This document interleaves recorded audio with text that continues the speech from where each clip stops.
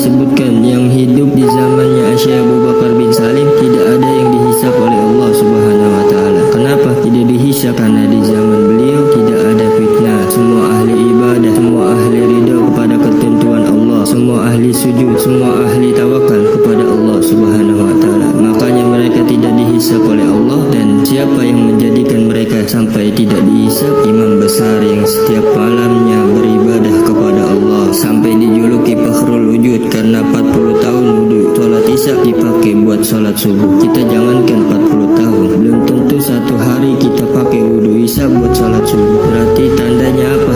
Malam gak tidur, ibadah kepada Allah Subhanahu wa taala, munajat kepada Allah, sujud kepada Allah, berzikir kepada Allah Subhanahu wa taala. Inilah keadaan beliau, dan beliau sampai derajatnya tinggi tidak pernah mematahkan hati seorang hamba, tidak mengecilkan hati seorang hamba Allah Subhanahu wa taala. Bahkan diceritakan pernah datang seorang ibu datang ke rumah Syekh Abu Bakar bin Salim bawa makanan dari jauh. Karena jauhnya jarak sampai makanan itu basi, tapi dia ingin berjumpa dengan Imam Syekh Abu Bakar bin Salim. Tapi ada muridnya di depan pintu bilang Syekh Abu Bakar sedang istirahat, nanti saja datangnya. Diusir ini orang, diusirnya dengan pelan-pelan, dengan baik, sampai Al-Imam Syekh Abu Bakar bin Salim mendengar dari dalam, keluar langsung. Itu ibunya sudah jalan, ditanya, "Hai, kau patahkan hati hamba Allah Subhanahu wa taala di depan rumahku, di depan pintuku," kata Al-Imam Syekh Abu Bakar bin Salim. Kemana orang tersebut? Begitu berangkat ke sana, maka dikejar oleh Al-Imam Syekh Abu Bakar bin Salim. Sampai di hadapannya ditanya, "Ibu, ada apa?"